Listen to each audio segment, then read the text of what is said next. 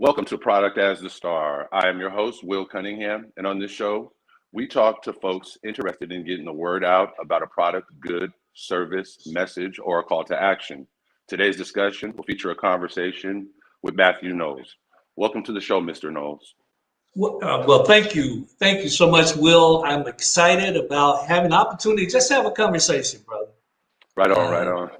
I appreciate it. So why don't we start with you just telling us where you're based out of? Well, two places. My wife and I, we have a home in Houston, Texas. And then there's also a corporate home that we occasionally live in Orange County. So I'm in Orange County today. So we're at 11 in the morning right now, and you guys in the afternoon. Oh, I'm 11 too. I'm in Hollywood. Oh, you're not far away, so you get to love this sunshine and the beauty of California. Absolutely, absolutely. Wouldn't trade it for anything in the world. You kind of knocked out my second question by telling me where the dual locations. So I'm curious to know, how did you find yourself on your first entrepreneurial endeavor? Well, I have to give you a little context. I grew up in a little small town, Gaston, Alabama. My mother went to high school with Coretta King in Marion, Alabama. My dad was a truck driver. My mother was a colored maid. But, in their spare time, which became mainly the bread-winning opportunities, my dad took the truck that he used from the produce company, and he would go and tear down houses and sell the copper, the metals. He'd buy used cars. He'd sell all the parts. My mom, with the white woman she worked for, she would ask if she would give all the hand-me-downs, and her neighbors hand-me-down apparel or anything, quilts, bedspreads, anything. And she would make these beautiful quilts. And so my parents were entrepreneurs. My grandparents were entrepreneurs. My great-grandparents were entrepreneurs. So I grew up with this entrepreneurial spirit, and actually started when I was, third grade. I had this idea. I was in Catholic elementary school that I was going to sell candy. Did it for a month. Was making a nice profit. And then the nuns found out, and I got in trouble. My second job was early teenage years. I had this idea with two other young teenagers in my neighborhood that we started a mowing service in the summer. So we did that for a couple of summers. So I started very young in entrepreneurship. Wow. So I also sold candy as a youth, and I smiled when you said that. So it sounds like you got a lot going on, and if I'm not mistaken, you do have a new book that you're working on, or did a book recently come out? Yeah, we had a new addition to my first book, The DNA of Achievers, 10 Traits of Highly Successful Professionals. We did a special edition of that book. But I have a number of projects. My focus today is in film and TV. We have a number of film and TV projects that we will be announcing in the next 90 days, hopefully. Unfortunately, can't talk about those today, but we're certainly working on those. Then I teach. I teach at a number of universities, Prairie View A&M, which is a HBCU outside of Houston. Point Blank, a music school, which is a London-based music school, world-renowned. I teach fundamentals of the music industry in a digital age. And that course, by the way, starts up in a couple of weeks, and folks can just go to Point Blank Music School, and they can enroll in that class. It's online, so anywhere they can enroll in it. If you truly want to understand the business of music, how it works, then I highly suggest you take the class. Those who take the class have gone on to have success. But as we know, Will, a lot of people talk about they want to be successful, but they don't want to put in the work. Right. It's many are called, but the chosen are few type of a situation when you have to put one foot in front of the other on a journey of entrepreneurship. One thing people don't realize is the unpredictable, and that's what a lot of people fear is the unknown. So the uncertainty and being an entrepreneur is something that is definitely understated.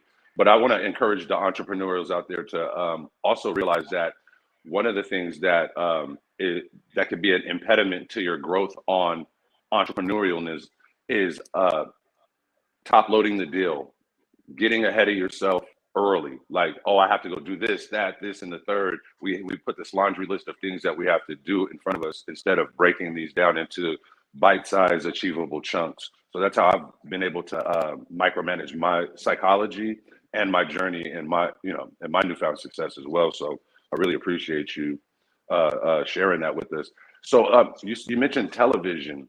Was it a tough transition going from writing the books to television, or was there a lot of transferable skills that you found were pretty easy? Yeah, I've been fortunate in life. I believe that if you get the fundamentals of business, the fundamentals of entrepreneurship, you can transfer those skills. There's different nuances and cultures that every different environment has, business environment. You have to learn those nuances. You have to understand the culture, but you can transfer those skills. Going back to what you said about entrepreneurship, one of the courses I teach is Entrepreneurship 101. I often talk about the who, the what, the why, which is the fundamental principles for me in entrepreneurship. The who is my customer. The what is my product. The why is why should someone buy it, or why should someone ask for those services.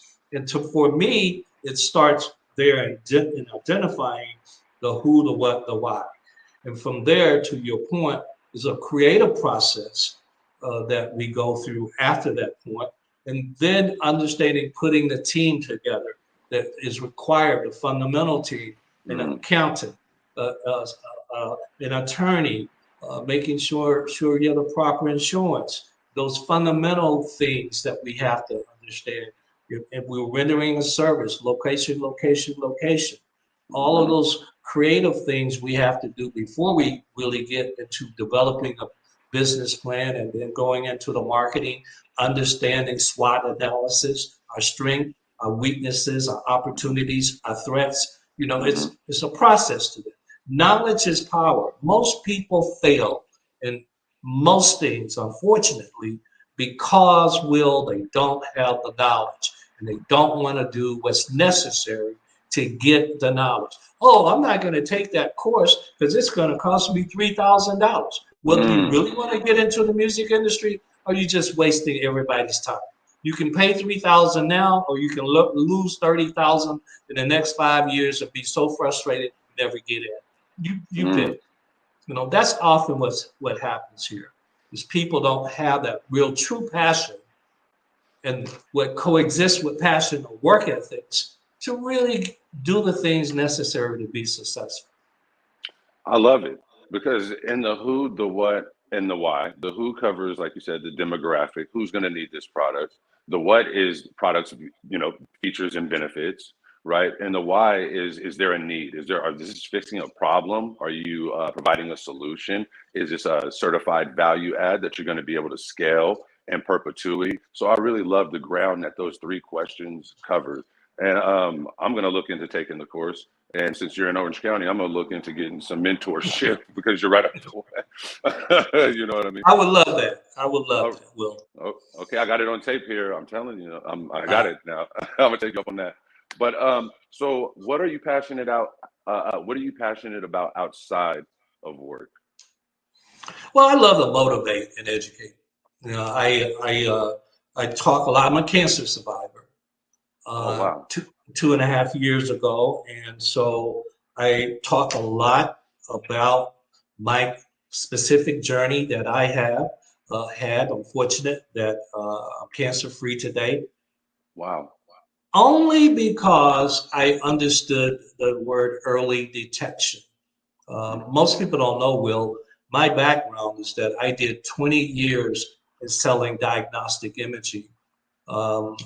selling zero radiography for the medical division of Xerox, which was the leading detection for breast cancer in the 80s, being the first Black in America to sell MRI and CT scanners in the first generations of MRI, and especially, and having to really explain the technology, and ended my career as a neurosurgical specialist with Johnson & Johnson. Most people don't know my background. They don't know my journey. And as you become to know me better, you'll understand a lot of why we're here talking today. You'll understand why my kids are successful. It'll help open your eyes to a lot of things. Wow, Xerox, the ground that you broke in that time in the 80s, coming up in that type of environment. Can you talk to us a little bit about that? Because that's unheard of, you know, like to do what you did there. Like you're giving us your resume, and I'm already seeing your image in Black History Month. You know, I'm like, why isn't his face up there? You know what I mean? With these different milestones that you've achieved. And as a result of that, I'm going to be emulating you after this, just so you know. But could you talk about how you broke the doors down at Xerox, and what would that? Yeah, we're speaking 1978 is when I started at Xerox. Xerox was noted in the 80s and late 70s as the #1 place for Blacks in America to work. Wow. Because affirmative action was around. I was always put and positioned into a leadership role. People saw things inside of me that I didn't even see at first. And I had mentors that helped me to develop into leadership roles. So I was president of an organization at Xerox called MUSR, Minorities United in the Southern Region, maybe 3,000 Black male and female employees in various disciplines. And that was along with 2 other similar type of organizations, one on the West, one on the East, that allowed us to work with senior management at Xerox to share our concerns, to understand our upward mobility and our path to success in corporate America there. I remember when I was just starting out at Xerox, I would go to work at 7 in the morning. I was selling copiers only for a short period. And my district manager, I would get there and the Wall Street Journal would be at the door of the office, and I would steal it. And I'd take it to my office and I would read the business section. And then after 3 days of that, he went looking around. I was the only one there at 7. He was like, "Knowles, you have my Wall Street?" I said, "Oh, yes, sir, I do." He said, "Come into my office." I was like, "Oh, shit. What did I do bad?" He was like, "Why did you steal my Wall Street?" I said, "Well, Worth, I just wanted to read the business section so I could be prepared when I made a sales call." He's like, "I like that." He was like, "I need you to come in every morning and tell me what's in the business section." That led to, "You know what, Knowles? I want you to go to this meeting with me." And I'm like, "Why is he taking me to this meeting? All these old white men, and then we sit over there. They'd be, sit over there, Knowles. Don't say nothing. Knowles, we need some coffee. Knowles, make some copies." And so that was my role. And finally, they asked me, what did I think about something, and how I answered must have got their interest. They were like, "Come sit with us." Those old white men, and I talk a bit about this in my book, The DNA of Achievers, were presidents of Pennzoil, Exxon, Shell. Wow. Here I am, like 24 years old, sitting with presidents of these major corporations. So it helped develop my leadership abilities. Then I got this quantum leap sales position because I was really good at that. In multiple years, became the #1 sales rep worldwide. Internationally. Worldwide, #1 sales rep multiple years at Xerox Medical System, selling zero radiography. What a gig. I mean, like you talk about at that time, again, from the trajectory of just taking the paper to that, boom, like you said, quantum leap, which is a word I often use as well. I'm a fan of quantum leaping. So anytime I can, scale myself in a rapid way, I'm going to do it, right? So Will, I'm going to take 1 minute because I think this is important to the viewers. The way I got that job is I wasn't supposed to get it. I went to the Worth Davis, the district manager. I said, Worth, can I interview? He laughed at me. He was like, what? You only been here a year, Knowles. I said, can I interview? He was like, oh, it'd be great experience. Go ahead.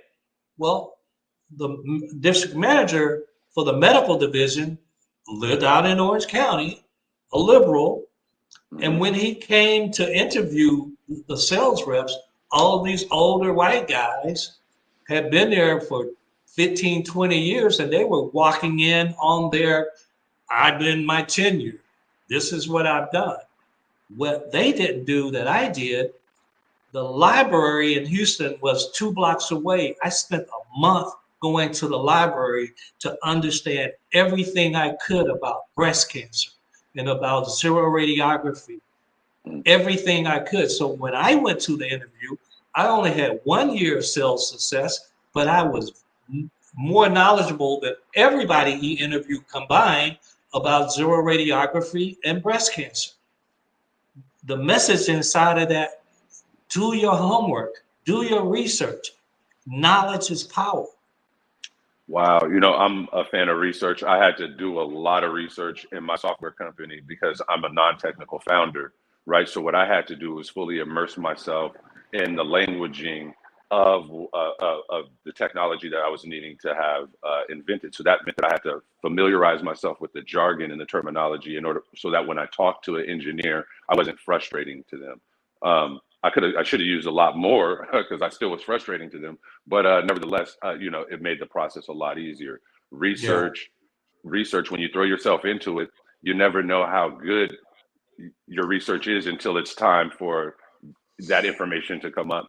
And so I'm really, really, really a big fan of what you're saying here and the value that you know, imparting on this audience and our listenership. And it makes me wonder a little bit. I am curious to learn, what are some of your influences? My influences? Right. Things that have influenced me? Things, people, persons, cultures, anything. My grandfather, Dave Hogue. My grandfather owned 300 acres of land in Marion, Alabama. My mother went to high school with Coretta King, and Andrew Young's wife. She also was in her class. But my grandfather was so impressive because he had 300 acres of land, 100 acres he would parcel off, and he would lease that land, Will, to the local paper mill. Wow. And that paper mill would then take all the trees and shrubbery, grind that up into paper, or whatever way they did that. My granddad would then go behind that 100 acres and farm. And I would be, that's damn genius. He got paid.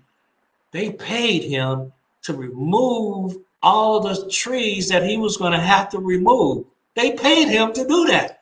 Genius. Right. So I just admired and still my grandfather, Dave Hogue. I admire my parents. You know, my dad made $30 a week as a truck driver. My mom made $3 a day, $15 a week as a colored maid. We're talking in the 50s now.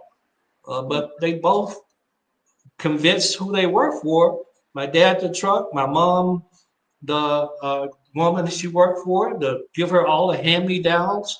And she would make these beautiful quilts. My dad would tear down houses, sell all of the copper metals, buy used cars, and made 10 times more than they were making on their day job. Wow. So I've had those type of people in my life, family in my life, that, again, that entrepreneurial spirit, which you can see in my kids. And Beyonce and Solange, you can see that entrepreneurial spirit. Wow. And the other girls in the group as well who did very well. I mean, they're all downwind of your influence as well.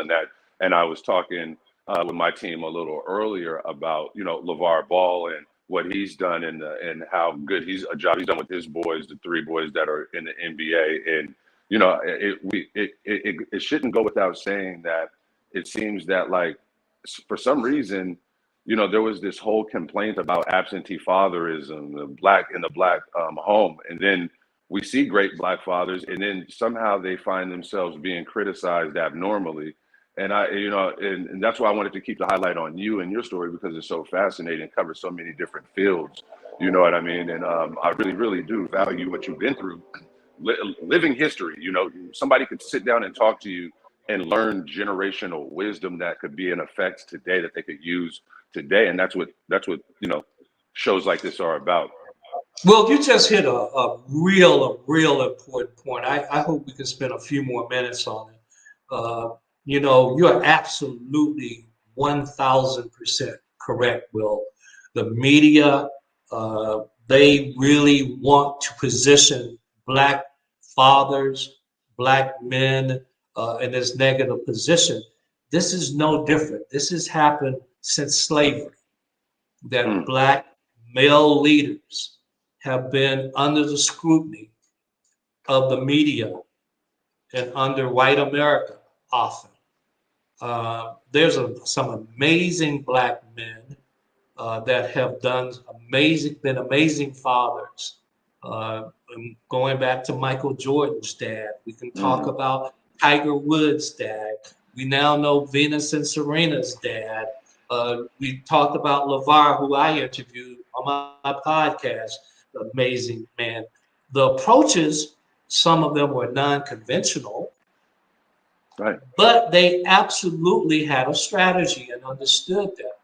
And it's about time. And I think finally, Black America, and especially our Black women and young ladies and young girls, are understanding this Jedi mind trick that the white media has put on Black successful fathers.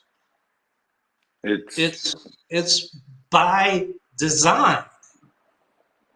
when you weaponize a narrative, right, through a medium such as cable programming, right? There's no comment section on cable programming. There's no, phone you can call to say, hey, I disagree with this messaging. And a lot of people don't realize that a lot of corporate media, and this is not even a criticism, this is a fact, are not actually media.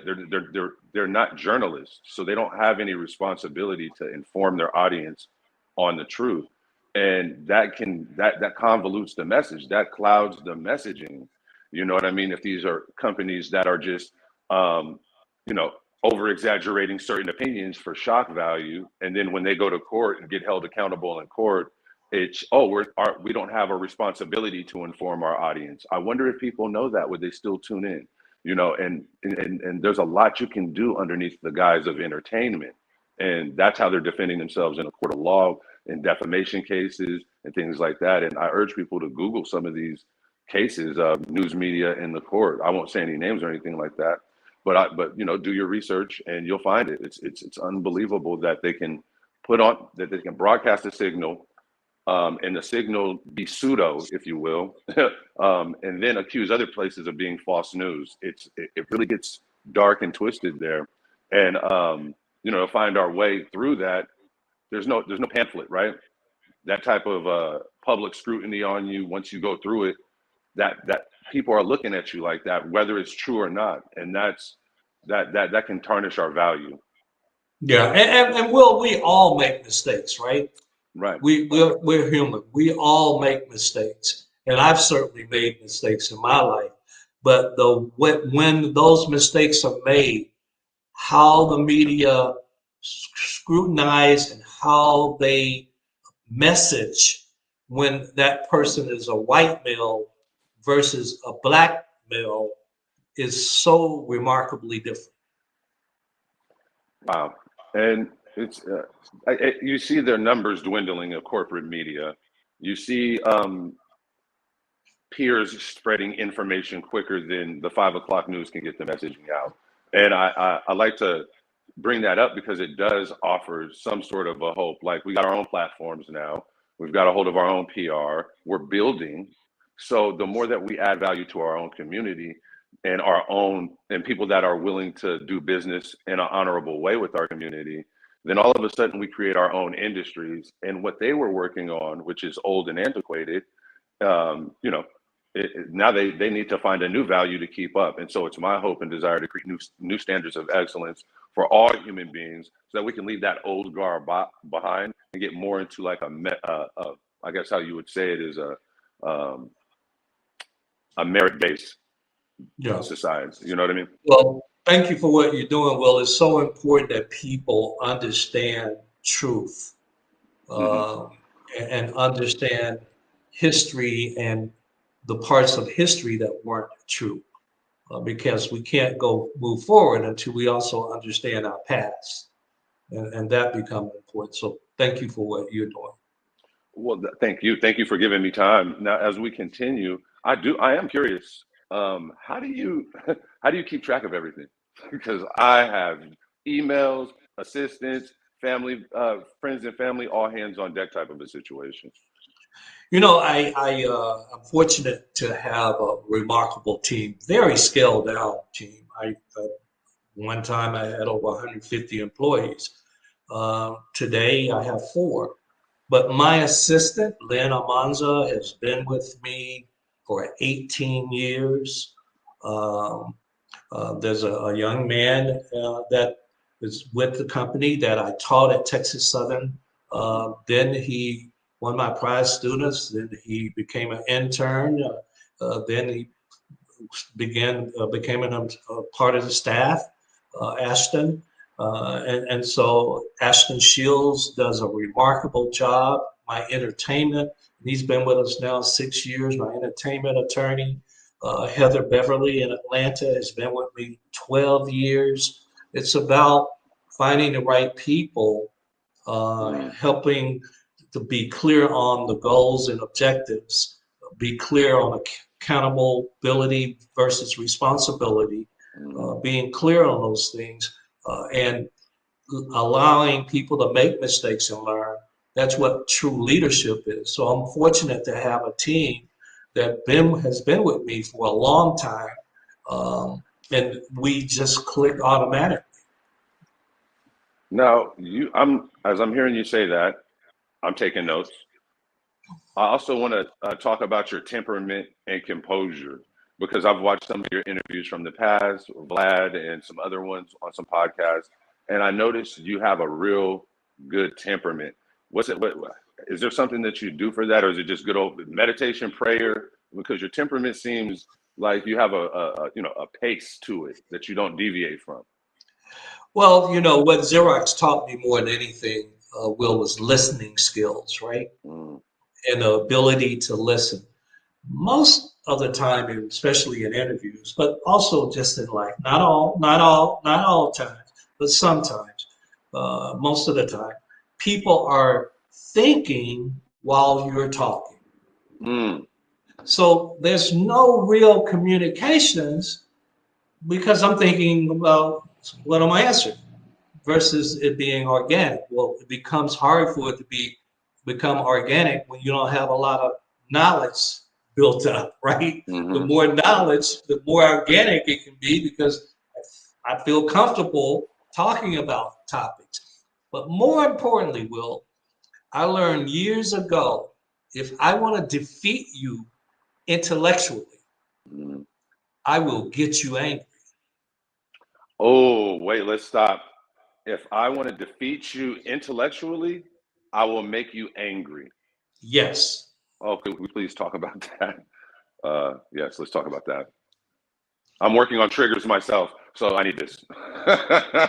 So that's where I bring my calmness in because I'm going to carefully watch your body language, your Mhm. in an interview and understand, especially if I know you're coming. Like interviews like this, no, I'm talking about when I do a Wendy Williams or a Yeah. TMZ, you Oh, know, gotcha. Journalism. No, we don't do I, that here. I know they're coming, right? So, Right. so I have to maintain my composure and occasionally hit their triggers and get them off beat. Mm, right. Right. So there's people out there in media actively trying to provoke you, in other words, just to get some sort of a hot take. Because once you get emotional, Hmm. you are in a position of defeat because you're now emotional. You're not thinking the way you would in calmness. So if I know that, then I'm going to get you emotional before you get me emotional. Right, right. I like that. It's something that's a fine art, when It you is. get there, It it's is a something you have fine to art. work at, right? It is a fine Um, art. I wouldn't suggest the novices, or those new to try to go in there. But I hear what you're saying. It's when somebody's coming at you, you have to reserve the right to take the ear beating a little bit, and then Mhm. keep your serenity and grace about you, and let that be your guide. Man, now it sounds real nice, right? I can't wait to try to apply it in real life. What are some resources that have helped you along the way? I talk all the time about uh, therapy, mental illness.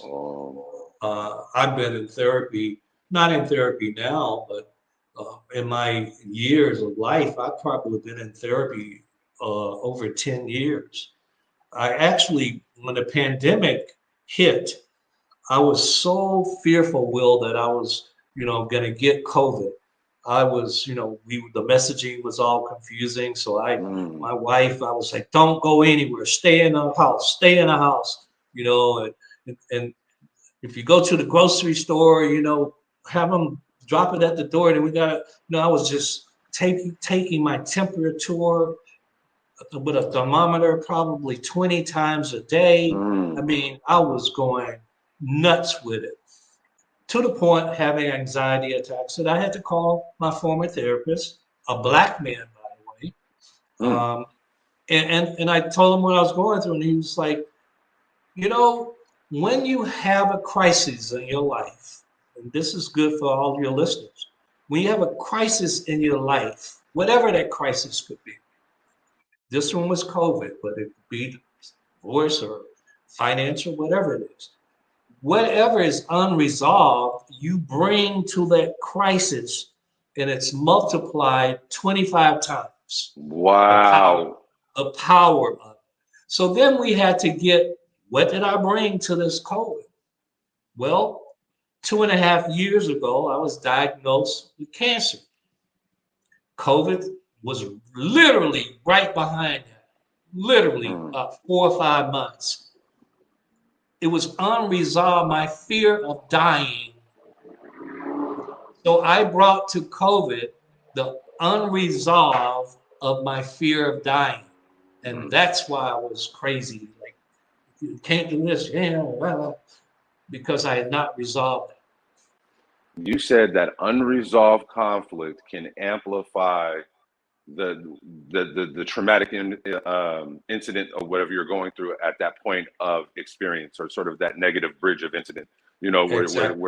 where it goes down. If you haven't resolved that past conflict, that's gonna be amplified or Exactly. multiplied. The multiplier effect is good in finances, right? But not so Right. good when dealing with the ghost of Christmas past, if you will.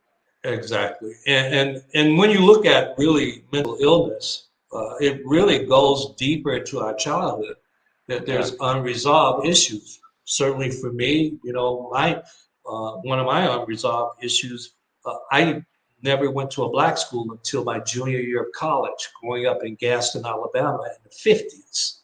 Okay. Now, George Wallace was a governor. Imagine a black kid going to white schools. Wow. Imagine what a day must have looked like. The fear of dying, the white kids can be brutal, Hmm. laughing, mockery, making you feel like less than. So I still have those unresolved issues from my childhood, from that racism through that experience that caught up with me in my early adulthood. Have you how I wonder, in therapy, have they introduced like the notion of reframing? Yeah, have you guys got into reframing, or because that's Yes. something that I discovered on my own, doing my own research. I was researching a entrepreneur in Silicon Valley named Chris Sacca, and he said how important is micromanaging your psychology for entrepreneurs. He was asked that, and he said 100%. That's what it's about. So that made me go, look into, things like NLP, conversational hypnosis, just turning off television and turning off things as I found myself focusing on myself. And when I discovered reframing, I was able to go back into my history and my past, and instead of associating blame, realizing that it was my responsibility to deal with it, whether or not I was right or wrong, and then to reframe these negative things that happened to me in sort of like an obstacle course type of a framework that says at the end of the obstacle, you'll have muscle and character. And I wonder if you could speak to reframing a little bit. Yeah, I'm in a process of reframing now, Will. I again, 2.5 years ago, I was diagnosed with cancer. Right. Fortunate to find it stage 1A. Fortunate I didn't have to go through chemo. And actually today, actually talked to my oncologist, hadn't spoken to her in a couple of years, actually, just to check in. But I reframe because I'm also a BRCA2 mutated, my genes. And we're now, as medicine, without getting very technical, genetics is really playing an important role. So what that means for me being BRCA2 mutated means I have a higher risk of three things. I call it male chest cancer instead of breast cancer because I'm a man.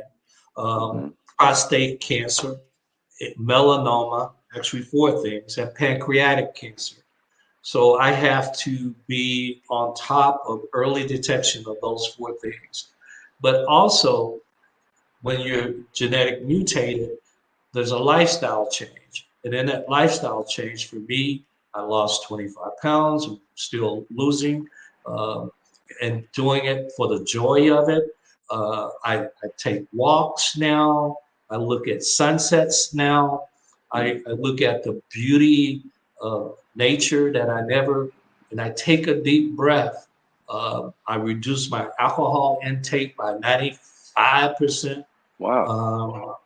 Um, my eating, I eat now vegetables and fruits, occasionally fish and chicken, but a whole lifestyle change, working on one word I call happiness. So there's a reframe in my life that sometimes I'm merely looking out the window, Hmm. um, just taking a deep breath for the moment, and not constantly rat race. I work on Tuesdays and Thursdays. I go hard on Mondays and Wednesdays and Fridays. I'm not doing Zoom calls and interviews. I'm taking a walk with my wife and Hmm. doing those type. So I'm in a reframe right now of just working on happiness. And Will, you have to work on happiness. It don't just happen. Some people think, oh yeah, he's happy. It just happen. Hell no, you got to work on it. Man. So my mind goes, and maybe here you could even mentor me a little bit through this. My mind goes, okay, happiness is it's a luxury to be able to work on your happiness. I'll work on it later because that's what my mind immediately thought. And I know that there's a better way than that because that's just a shotgun um, analysis, which is, comes from the rational mind. I know about the rational mind and its foolery, right? So I know that there's more beyond that. But how would you mentor me through that? A guy that says, oh, happiness is a luxury. I'll work on it when my finances in order and when I achieve milestone A, B, C, D, and things of that Well, nature. I believe now, and it's interesting because as you get older, you get wiser, and you've had more experiences.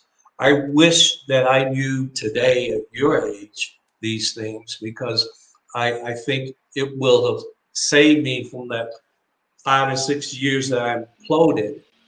Hmm. It would have saved me all the things that came along with that implosion because I would have understood that you have to take a breath sometimes. And you have to define, each individual have to define what happiness is for them.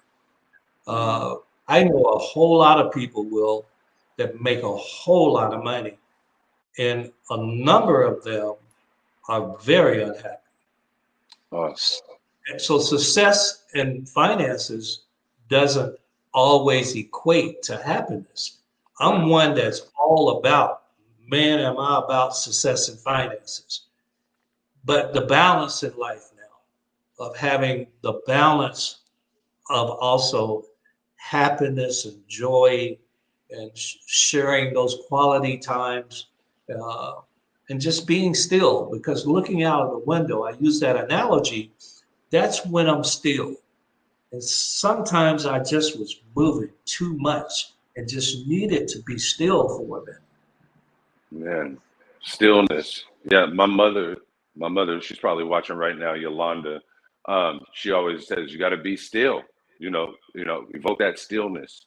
You know what I mean? Be still. And in that stillness, I find that we are a post, and we attract all of the things that we're focusing on when we become still. And that can be good or bad, right? Because if you're not aware of that process, again, demons and things from the back, from your past can come back and haunt you. But if you're present and you allow yourself to be still and aware on what you're trying to focus on, you tune out all the other noise and you sort of become one with your end desire.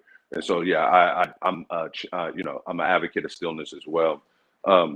So how do you believe people see you out beyond the media, but like maybe your peers and your people that know you best? How do you think that people see you? I hope the way that they see me is someone that's a straight shooter, someone that's consistently the same person. If you talk to me tomorrow, I'm the same person that I am today. I'm not all over the place with emotions. Someone that's going to be truthful, someone that's going to be vulnerable, someone that's been highly successful, someone that was a family man, a great dad to his girls, very protective. And I think there's also people in business, especially, they see a very tough side of me as well, because I can go there. Right. I believe that. I'm sensing that. So I took some time to observe that. I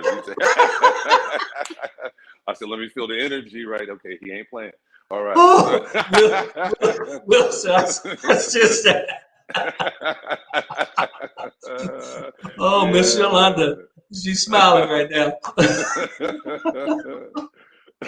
So sort of as like a follow-up to that last question, how do you see yourself?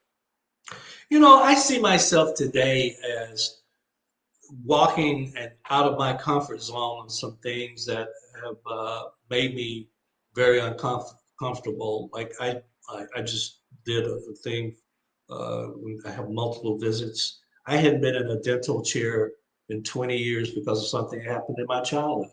That I went to a dentist when I was a kid. First time, and my mom couldn't go in. The white dentist was in a hurry. They made me sit there for almost an hour in the chair, hearing that noise, looking at those needles. It's just, it's trauma. I went and got a knee replacement in April. I'm going to get so self-care now is something I'm working on. I hadn't worked on self-care enough. I was making sure everybody else was straight, but not working on Mathew. So now I do a lot of going back to happiness and self-care.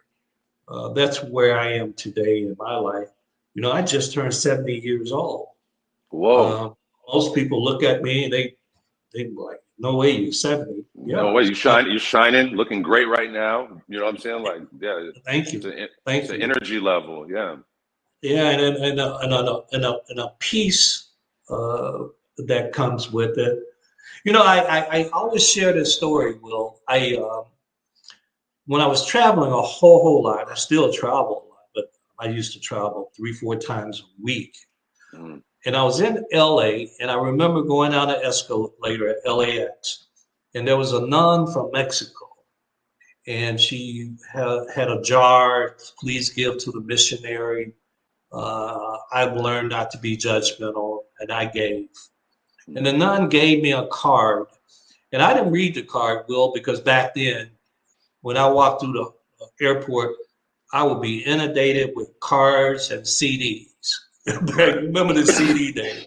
Everybody wanted to give me a CD and a card. And I finally had that card, and I transferred it to the next jeans and the next jeans. And literally about 3 or 4 weeks later, I'm like, I'm gonna clean out my wallet, my pocket. And I came up against that card, and it said, pray not for a life free from trouble. Pray for triumph over trouble. For what you and I called adversity. The universe, God, Allah, whoever you use, calls opportunity. For what you and I call adversity. God, Allah, universe calls opportunity. See, we miss that adversity can often be opportunity for us. And we miss that when we make mistakes and we have failures in life, that those are opportunities to grow, not a reason to quit. And often folks quit. They often quit the first adversity, the first failure, first mistake. And if you're a risk taker, you're going to make mistakes. And if you're passionate about what you're doing, you're going to make mistakes because you're going to be thinking outside of the box all the time. And when you think outside of the box, mistakes are going to come in life. When I was diagnosed with cancer, you know, I remembered that business card and the prayer on the back of it. And for me, it was an opportunity for me to share with the world, hey, I'm a cancer survivor. And how can I be vulnerable? Because in my vulnerability, Will, is my safety. When I'm vulnerable and authentic, I believe people know when you're full of shit. Yeah. I just keep it real. Yeah, and as it's going to be the saving grace more often time than not, because you know it takes energy to fake. You know it takes energy to sit up there and go with the flow for the sake of going with the flow, or you hear something that you know is wrong, or you see something that you know is wrong, and you know like we're so encouraged not to to allow people to speak, but then in that encouragement we also have a voice. We want to say that's that's BS. It ain't going like that. Or, maybe we need to look at it like this, and giving ourselves permission to stay true to that voice is going to be your saving grace more often than not. And that's not just some fly phraseology that I'm saying. That's based on the dynamic of having an identity. Because if you don't have a clear set identity of who you are, it's going to be very difficult to navigate where you're going. People can come in your path with different ideas, and you can be swayed like that gas gauge, empty to full. You can go back and forth like that. So that honing that internal voice and standing on it is definitely advised. So I was wondering if you could describe to us the perfect future for you, let's say like 5 years, 10 years from now. Well, start with health and wellness. Because you don't have that, Will, then you're a total liability. So it starts with health and wellness, that I'm healthy 5 years from now. That's number one. Before everything else, I can't even be an asset to my family if I'm not healthy.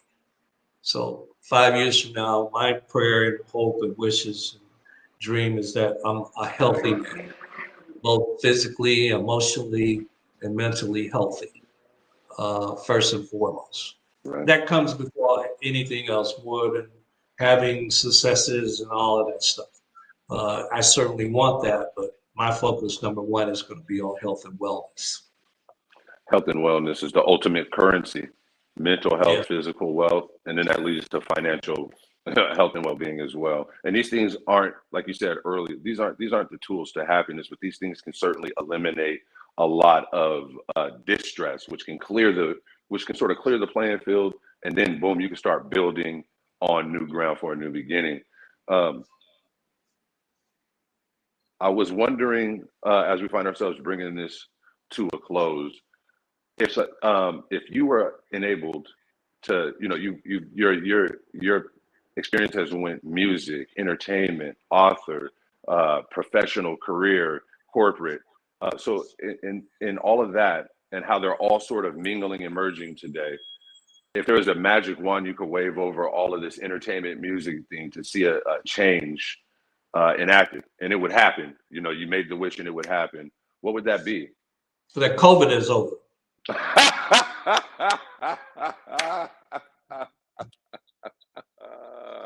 Because COVID has had an amazing negative impact on the entertainment industry. COVID has had an amazing negative impact on entrepreneurs and businesses. That would be my wish, because I'm watching it impact me, impact my kids, impact my other people that I love, that care about. So that would be my wish, that we end COVID, that people will go get vaccinated, go get their boosters, wear their masks, and let's get this thing behind us. We've had 3 times in opportunities to get this behind us. And if anybody is thinking this is not real, maybe you want to talk to some of the people that every day we hear died of COVID. Right. Big Daddy Kane, every day it's somebody, right? Not Big Daddy King, but Meatball, I think it was. It's every day somebody. And so that's what I hope, is that we get this COVID thing behind us. And we can, if we just dig in, and this foolishness about it's not real and I want to have my rights. Well, come on, guys. When you drink a soda or a beer or wine or eat a dinner or take your medication, do you know what's in it? You have to have faith in science. Right.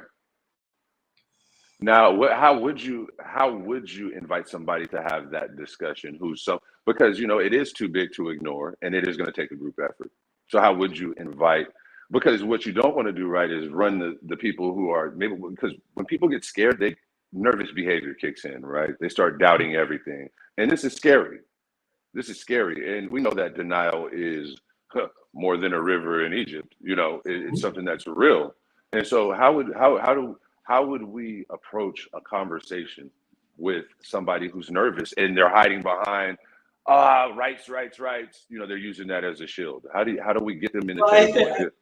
That's a good question, Bill. I think there's 3 type of behaviors with the folks that choose not to get vaccinated, choose to get on my Second Amendment, First, Second, Third Amendments. A lot of core. My thing is the core. What's at the basis of the core? One of the divisions of this is all about political. Right. I'm a Democrat. You're a Republican. Mm-hmm. And because I'm a Republican, this is how I feel. Right. And the core of that then goes into racism. Right. And so that's one aspect of it. You're absolutely right. Some people just are frightened. Mm-hmm. That might have had bad experiences, no different than the trauma I had with my dentist. A number of people, and this is not said enough at all, a lot of people are frightened of needles. Oh, yeah, yeah. And just, nobody ever says that. Wow. But a lot of people just, I'm scared of needle. I ain't telling nobody I'm scared of needle, because I'm going to sound like, I'm a guy, I'm like scared of a little needle. But it's as simple as that. I have really studied this. that a large number of the population that haven't gotten vaccinated is because they're frightened of a needle. Wow. Not Wow. what's in the needle, just the needle. If it was a Just, pill, it would be different. yeah. This is highly informative. So if there's anything you want to say to our audience, I didn't mean to even cut your wisdom there. I just No. And you're right, because I do. First of all, Will, I really enjoyed this conversation and dialogue.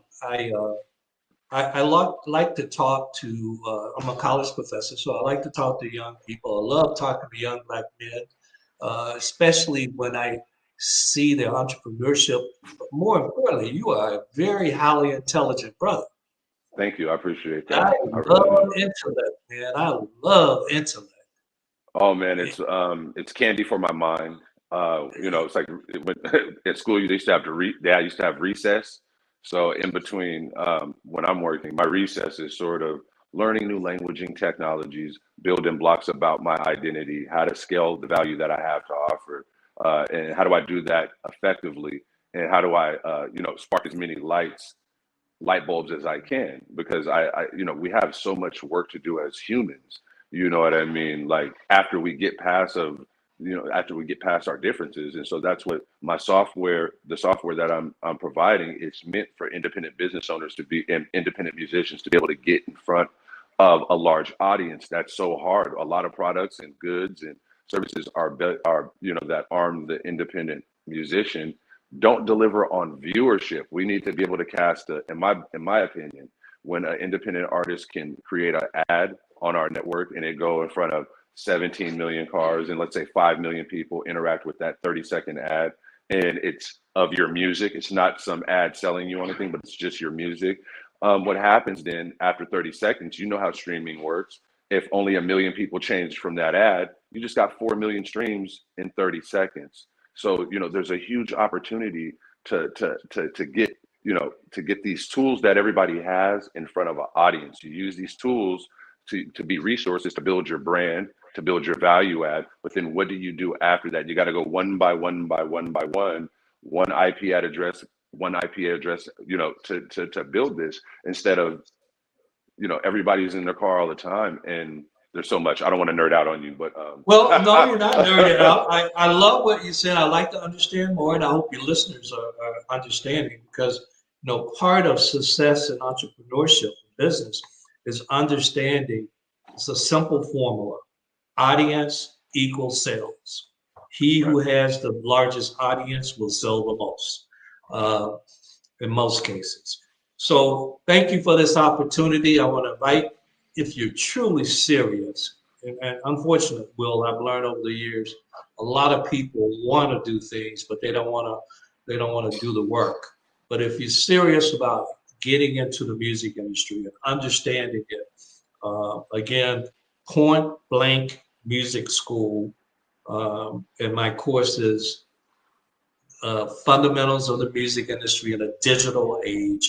If you want to know something about me, how to book me to speak, or what I'm doing, buy my books, just go simply to MathewKnowles.com. MathewKnowles.com. So thank you, Will. I'm going to have to jump now, but I really enjoyed this. Thank you for giving me the opportunity. Man, please come back on. Please, let's talk and let's build off camera, because there's so much going on, man. I appreciate it. I'd love to do that. Please invite me back. All right, man. Take care. All right. Bye.